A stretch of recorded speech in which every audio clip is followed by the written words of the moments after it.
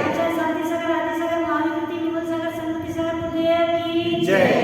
गणाधिपति गणराज्य बंधु सागर गुरुदेव की जय। आचार्य पुष्प सागर गणपति गुरुदेव की जय। देवानी माता की जय। 5 मिनट 2 मिनट सब ताली बजाओ।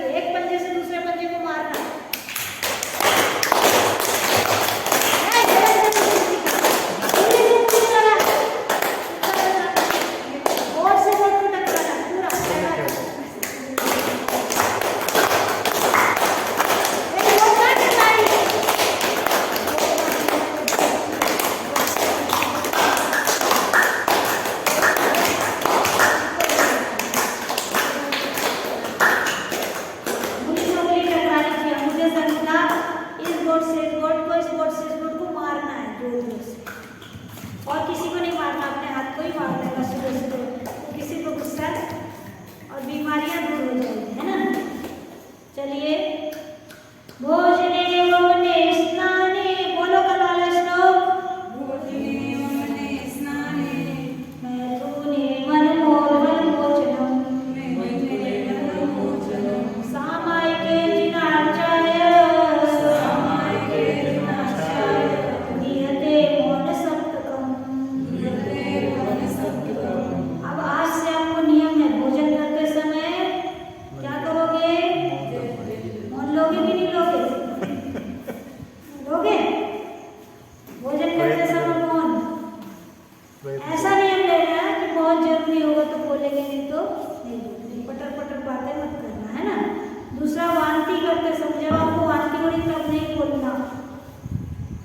स्नान करते समय नहीं बोलना। क्या बोलना मैं सिखाऊंगी अभी, क्या बोलना स्नान करते समय वो भी बताऊंगी इसका स्त्रोत। शारीरिक क्रिया करते समय, सांसारिक क्रिया करते समय मौन रहना, मन में नमोकार मंत्र पढ़ना। मल विसर्जन करते समय 3 दिन एमसी में मौन रहना। सामायिक करते समय मौन, पूजा स्वाध्याय आहार दान आदि करते समय मौन। मेरे लिए मंगा आप उल्टा कर दो। लाना भूल गए तो मेरा ऊपर रहता है, उनका नीचे रहता है।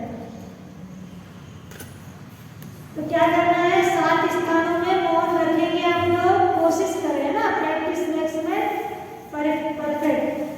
आज आपका नियम रहेगा कि भोजन करते समय मौन रहेंगे। देर बाद प्रैक्टिस करना, शांति से मोबाइल बंद करके रखना। जब तक भोजन कर रहे हैं तब तक मोबाइल भी चालू नहीं करना। कोई ऐसा मोबाइल तो आएगा नहीं, भोजन से बड़ा तो मोबाइल नहीं। और बीबी को दे देना, सब खा रहा है जब तक तुम पकड़ो मोबाइल, उसको दे देना। कल क्या नियम दिया था मैंने कि आपस में सबको जय जिनेंद्र बोलना, फोन में भी जय जिनेंद्र। पत्नी जब भोजन कर रही तो पति पत्नी को, और पत्नी पति को जय जिनेंद्र बोलेंगे। क्यों? और किसान को भी, जिसने आपको भोजन भेजा है, उसको भी जय जिनेंद्र बोलना कि तेरे उपकार के कारण मुझे आज भोजन मिला, तुमने मेहनत की, है ना। तो जिस जिसका आपके प्रति योगदान है उस सभी को जय जिनेंद्र बोल करके, धन्यवाद बोल करके 9 बार नमस्कार करके भोजन करना चाहिए। वो मैं बाद में सिखाऊंगी, लेकिन आज भोजन करते समय मौन रखना है। क्या करना है? उल्टी करते समय भी मौन, भगवान करे किसी को उल्टी ना हो, सीधी सीधी।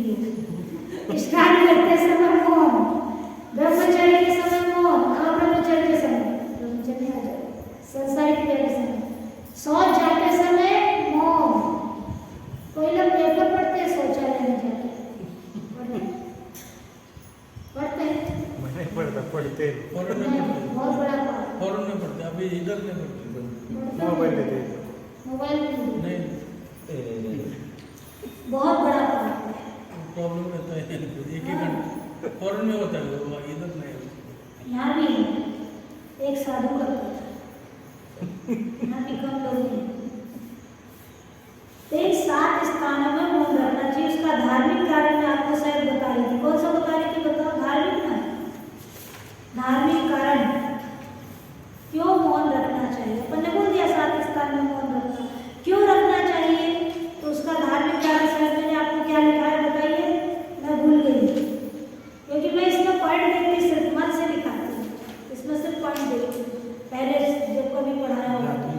धार्मिक का व्यक्ति जब कर्म करता है तो वह हर कदम पर और संभल कर चलना चाहिए। कर्मों का से कर्मों का डर रहता है, समय को दृष्टि श्रावक संभल कर चलना चाहिए, विचार करना है, हे प्रभु मेरी किसी क्रिया से हिंसा न हो, मैं अपनी जीव की हिंसा ना हो और मैं अपनी भी सुरक्षा करूं और जीवों की भी। क्यों मौन क्यों रख रहा है? क्योंकि अपनी भी सुरक्षा करना और जीवों की भी रक्षा करना। मौन रखने से अपना पहले लाभ है। अगर आप भोजन में मौन रखते हो तो आपके अंदर गैस नहीं जाती, वायु नहीं जाएगी। आप भोजन करते करते बोलते तो आधी वायु पेट में चली जाती है। खड़े होकर पानी पीते तो भी भोजन का चैप्टर आएगा जब बताओगे, अभी तो आपने नहाया भी नहीं है, तो भोजन करते समय मौन रहना। तो धार्मिक कारण ये है कि सम्यक दृष्टि श्रावक अपनी रक्षा करता है और जीवों की भी, अपने साथ में दूसरों की भी रक्षा करता है, इसलिए वो हर क्रिया विवेक से करता है। ये लिखा क्या? हर क्रिया विवेक से करता है। दूसरा, अशुद्ध अवस्था में बोलने से, नंबर पॉइंट लिखे, कितने पॉइंट लिखे? 2 पॉइंट। नंबर 3, अशुद्ध अवस्था में बोलने से जिन देव की आज्ञा का भंग होता है। अशुद्ध अवस्था में बोलने से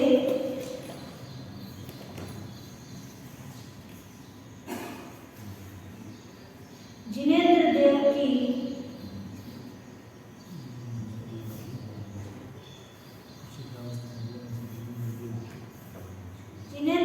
की आज्ञा का भंग होता है।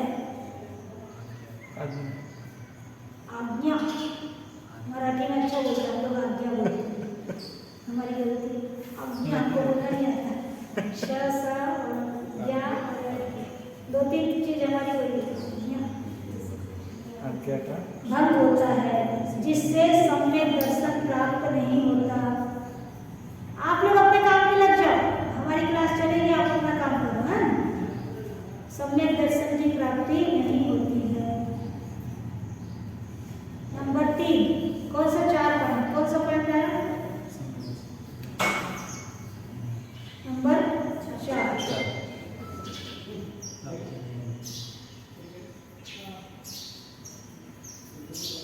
ज्ञानावली कर्म का बंध होता है। ज्ञानावली कर्म का बंध होता है। मौन अशुद्ध स्थान में बोलने से ज्ञानावली कर्म का बंध होता है, अर्थात हमारा ज्ञान कम होता चला जाता है, ज्ञान पर आवरण पड़ जाता है। अब इनको ज्ञानावली नहीं पढ़ ना, ज्ञान कम होता चला जाता है, सीधा लिखो। और अशुद्ध अवस्था में बोलने से, अगला पॉइंट 5, हाँ 5, अशुद्ध अवस्था में बोलने से वायुमंडल में जो जीवाणु, विषाणु, रोगाणु के वायरस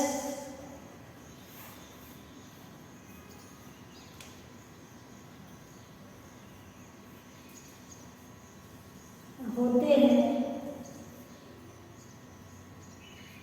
वे हमारी क्रियाओं के माध्यम से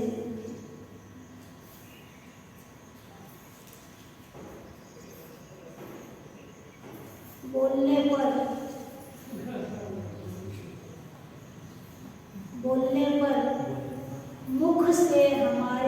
अंदर चले जाते हैं, मुख से हमारे अंदर चले जाते हैं।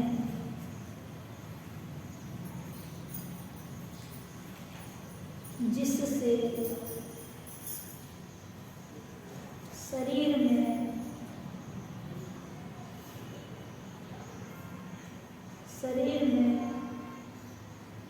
भयंकर बीमारियां,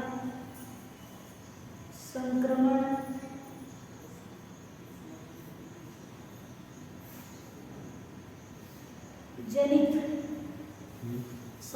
जनित रोग उत्पन्न होते हैं, भयंकर संक्रमण जनित रोग उत्पन्न होते हैं।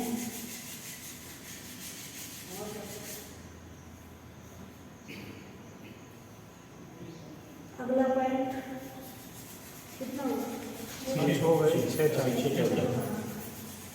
मलमूत्र में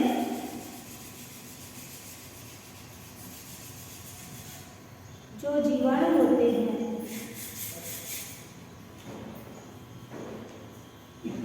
वो हमारे शरीर से बाहर निकलते हैं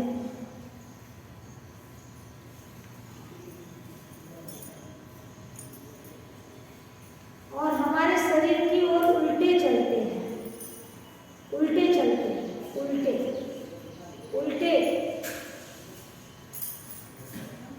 जब आप मलमूत्र करते हैं तो वो जीवाणु उल्टे चलते हैं, आपके शरीर पर वापस आने की कोशिश करते हैं, वो शरीर से बाहर निकलना नहीं चाहते, उल्टे चलते हैं। तो हमारे मुंह के माध्यम से हमारे अंदर फिर से चले जाते हैं, उल्टे चलते हैं, जिससे हम जब बोलते हैं तो वही जीवाणु हमारे अंदर प्रवेश कर जाते हैं। बोलते हैं तो वे जीवाणु बैक्टीरिया हमारे ही अंदर चले जाते हैं। इसलिए संक्रमण से बचने के लिए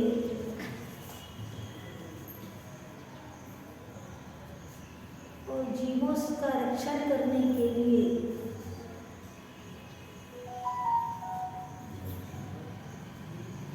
हमारे आचार्यों ने मौन लेना बताया है। रक्षण करने के लिए हमारे आचार्यों ने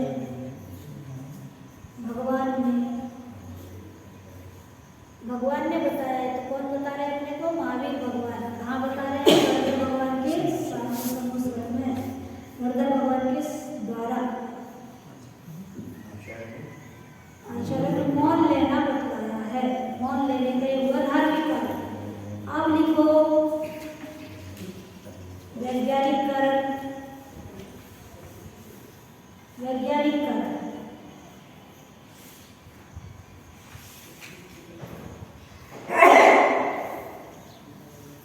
अशुद्ध अवस्था में बोलने से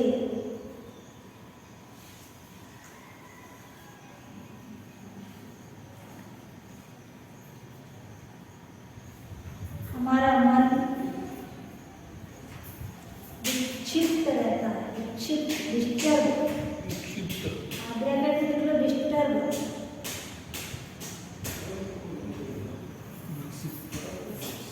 डिस्टर्ब रहता है ना। अब जैसे पहले समझ लो,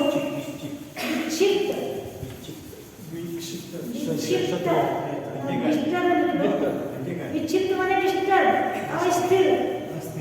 स्थिर एकाग्रता नहीं आती। मान लो आप सोच करने गए, मोबाइल देख रहे हैं, पेपर पढ़ रहे हैं, कुछ सोच रहे हो तो मन उधर चला जाता है, फिर सोच ढंग से नहीं होती, क्योंकि शारीरिक क्रिया है। जब आपको उपयोग वहाँ लगेगा तो मन साफ होगा, नहीं को उपयोग लगेगा तो मन भी साफ। जैसे आप भोजन करते समय भी आप कुछ सोच रहे हो तो भोजन करने में आपका मन नहीं लगता। कोई टेंशन हो कुछ तो भोजन करने में लगता है, नहीं लगता, उस समय मन लेगा। सोच जाते समय भी मन नहीं लगेगा तो पेट साफ नहीं होगा, और पेट साफ नहीं होगा तो कोई भी क्रिया ढंग से पूरे दिन भर की क्रिया भी सही नहीं होगी। दिन भर की क्रिया सही नहीं होगी,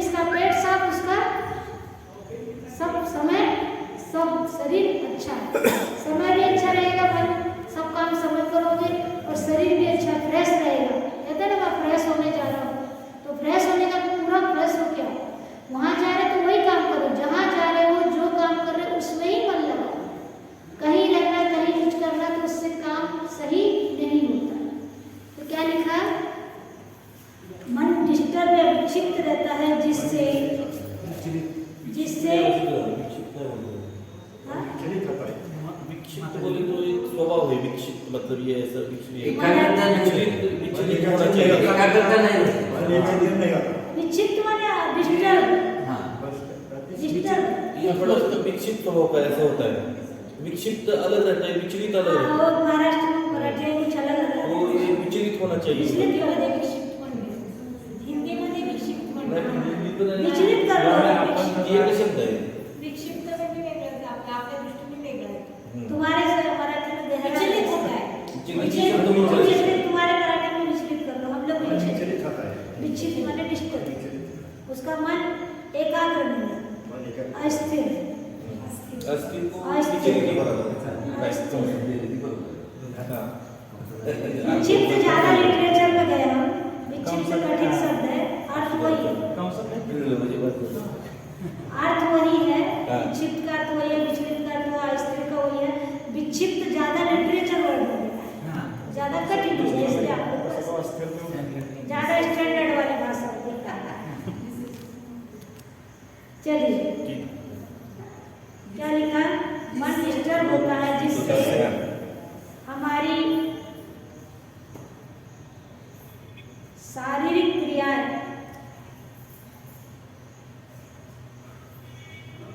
सुचारू रूप से, फिर वही शास्त्रीय शब्द आ गया, सुचारू रूप से यानी सही ढंग से, सही ढंग से सही ढंग से, ये लिटरेचर है, शास्त्र की भाषा है, सुचारू उचित। अब आप लोग की प्रैक्टिस नहीं है, इसलिए सही ढंग से नहीं होती है, जिससे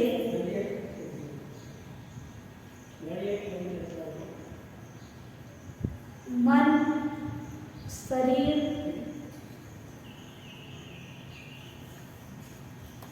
व आत्मा तीनों भी, मन, शरीर और आत्मा तीनों भी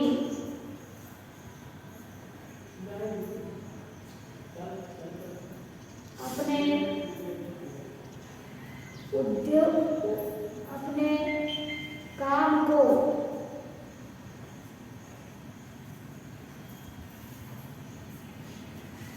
इंजाम नहीं दे पाते हैं, इंजाम नहीं दे पाते हैं, काम सफल में सफल नहीं हो पाते। ये वकीली शब्द है, इंजाम नहीं है ना।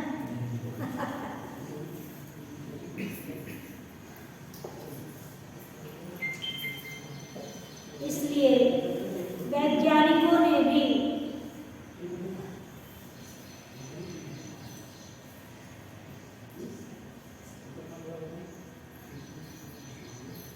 यह सिद्ध किया है कि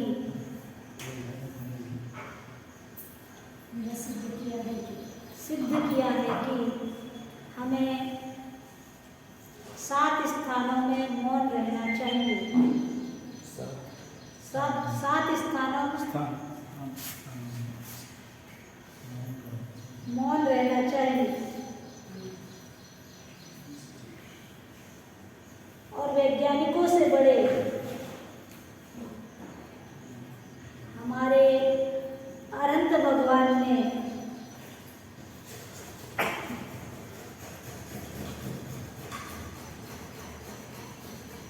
हमें सबसे पहले यह विज्ञान दिया है।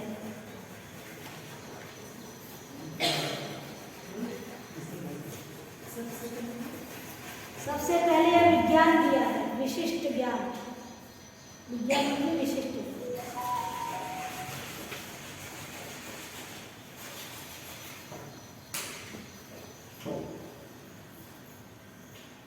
शारीरिक कारण, तीसरा अगर पॉइंट धार्मिक, वैज्ञानिक, अब शारीरिक।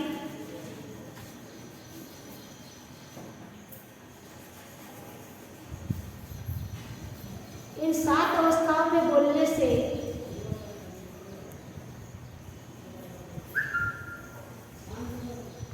हमारा उपयोग बदल जाता है।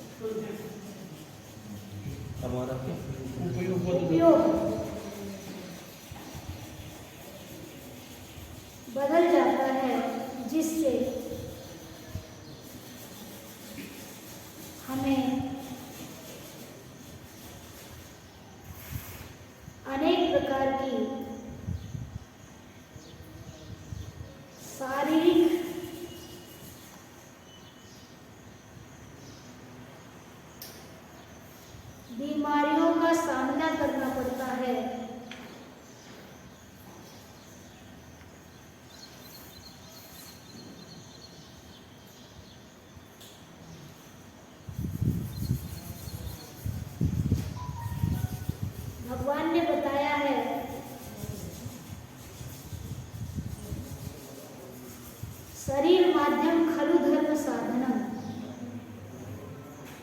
शरीर माध्यम खलु धर्म साधनम। शरीर माध्यम खलु खलु ख लाम छोटी मात्रा लु खलु धर्म साधनम। शरीर को धर्म का साधन बनाकर, शरीर को धर्म का साधन बनाकर हमें उसे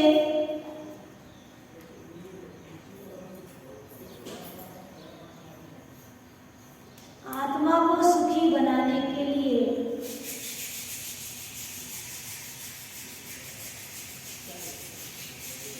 स्वस्थ रखना जरूरी है।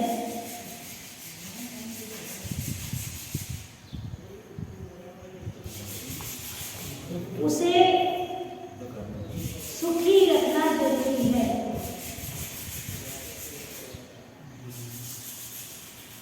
शरीर का ध्यान रखने का अर्थ यह नहीं कि हम शरीर में ही लग जाए, शरीर की सेवा में लग जाए।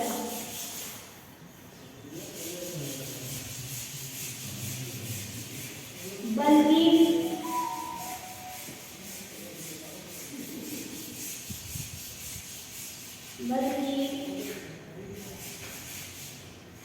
आत्मा की सेवा के लिए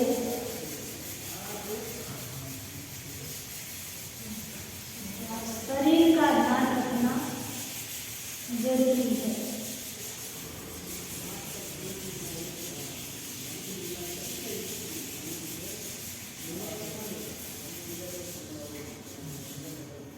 और उतना ही ध्यान रखना है, उतना ही ध्यान रखना है जितना ये हमारे धर्म कार्य में सहयोग दे। उतना ही ध्यान रखना जितना ये हमारे धर्म कार्य में सहयोग दे।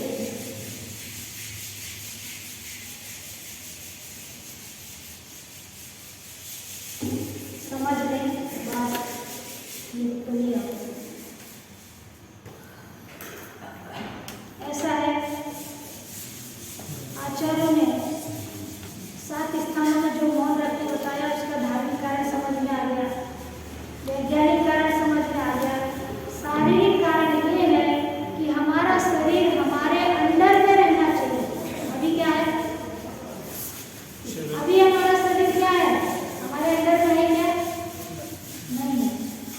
उसने जब बोला खाना खाना तो खिला दिया, जब पानी मांगा पानी पिला दिया, जब उसको जो चाहिए वो दे दिया, तो अभी वो आपका नौकर नहीं, आप उसके नौकर बने हुए। अभी आप शरीर के नौकर हो। अभी हमें क्या करना? शरीर को अपना नौकर बनाना है। हमने शरीर के लिए जन्म नहीं लिया। किस लिए जन्म लिया? किस लिए जन्म लिया? इस शरीर के माध्यम से मुझे मोक्ष मिल जाए, इस शरीर के माध्यम से मेरा आत्मा सुखी हो जाए, क्योंकि बिना कर्म भूमि में आए, बिना कर्मों को काटे सुख मिलने वाला नहीं है। तो मुझे इस शरीर के माध्यम से अपनी आत्मा को स्वतंत्र करना है। अब बात बड़ी द्विधा वाली है, क्योंकि शरीर के साथ आत्मा का संबंध है, तो आत्मा गुमराह हो जाता है, शरीर की सेवा में लग जाता है ना। हमारा आत्मा भ्रांति में आ जाता है, हमारा आत्मा दुखी हो जाता है जब शरीर दुखी होता है। कौन खाता है? कौन खाता है? बोलो। शरीर खाता है। फिर डेड बॉडी क्यों नहीं खाती? बोलो। शरीर खाता है तो डेड बॉडी क्यों नहीं खाती? आत्मा के माध्यम से। हाँ, वो तो इनको क्लास में बताया अभी। आत्मा के माध्यम से शरीर खा रहा है। शरीर ने इसको मीडिया बनाया है कर्म बंध के लिए भी, कर्म छोड़ने के लिए भी। जिस शरीर से हम कर्म बांधते हैं उस शरीर से कर्म को छोड़ भी सकते हैं।